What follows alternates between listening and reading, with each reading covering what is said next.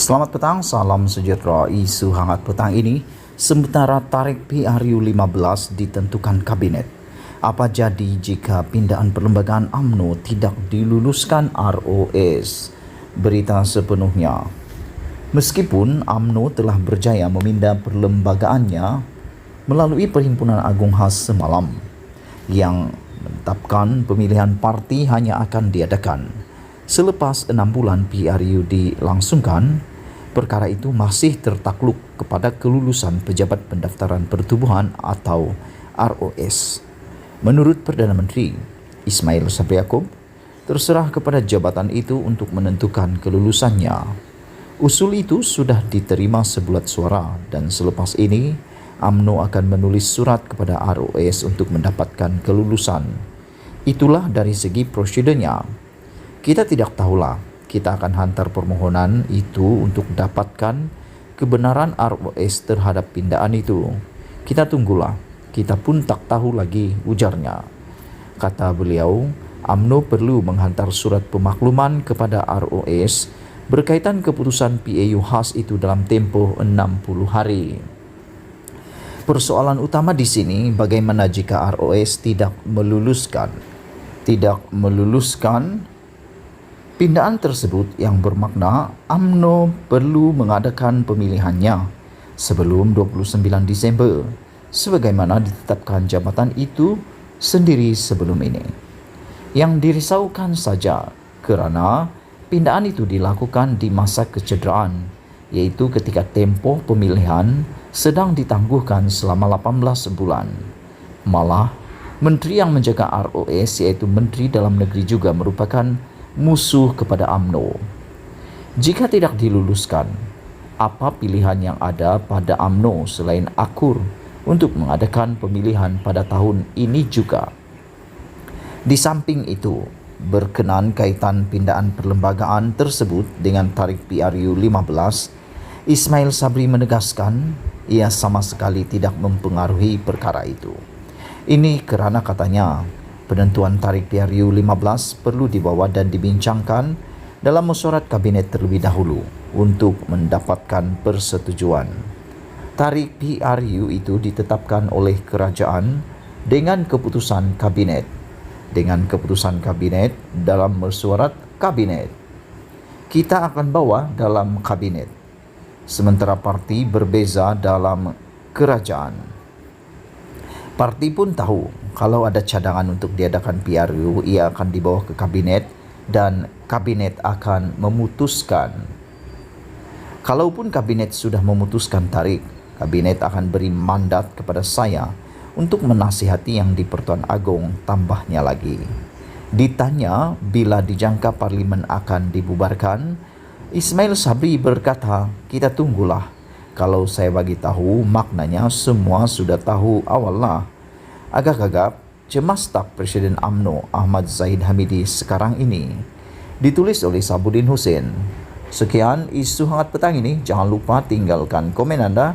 Sila tekan butang subscribe dan kita jumpa lagi. Selamat petang, salam sejahtera. Isu hangat petang ini, sumber dakwah IJM UMNO esok tidak sah. Khalid Nurdin kata tiada isu. Berita sepenuhnya. Keputusan UMNO memindah perlembagaan parti bagi membolehkan pemilihan parti diadakan dalam tempoh 6 bulan selepas pilihan raya umum dalam Perhimpunan Agung Khas IJM esok meragukan dakwa satu sumber parti. Bagaimanapun, Naib Presiden UMNO Khalid Nurdin menafikan dakwaan bahawa AGM itu tidak sah. Bercakap kepada Malaysia Kini, sumber itu yang merupakan pemimpin kanan UMNO memetik kenyataan Jabatan Pendaftaran Pertubuhan ROS pada Ogos 2021 sebagai asas kepada keraguannya.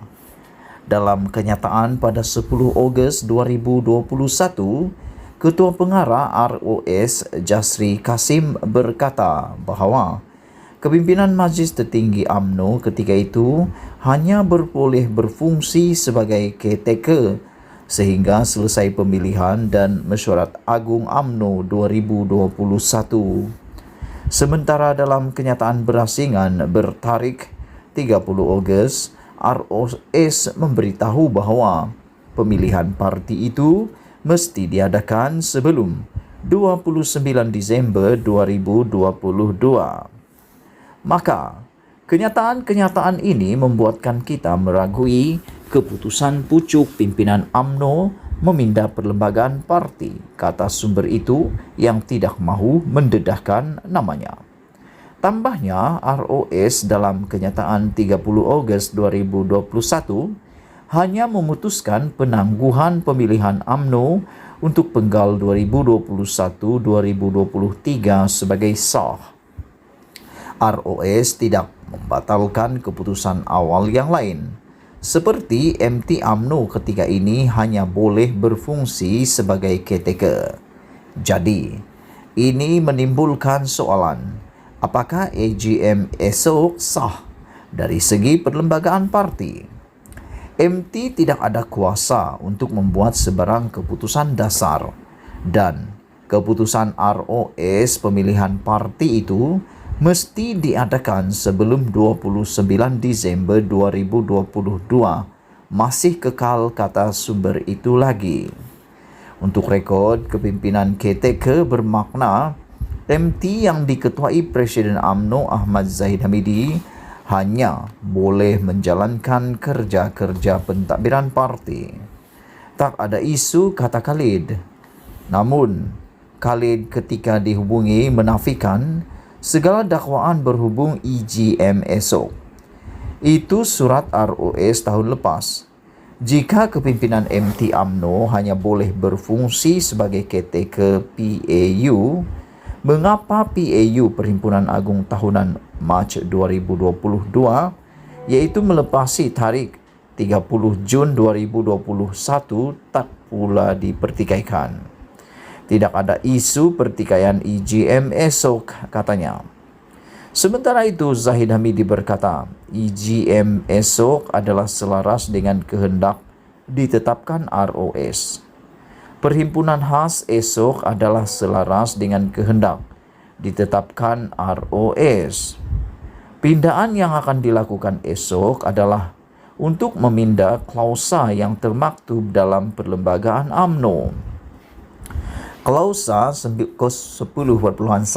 perlembagaan UMNO yang ada mengatakan parti itu dibenarkan untuk memanjangkan tempoh khidmat pemegang jawatan 18 bulan selepas tamat tempoh atau selepas masa 6 bulan PRU, tulis Zahid dalam Facebook.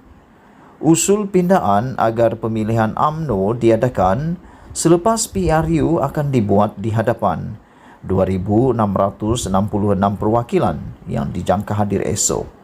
Untuk rekod, pada 2009, UMNO melakukan 7 pindaan terhadap perlembagaan parti itu pada EGM yang diadakan bulan Oktober. Sekian isu hangat petang ini.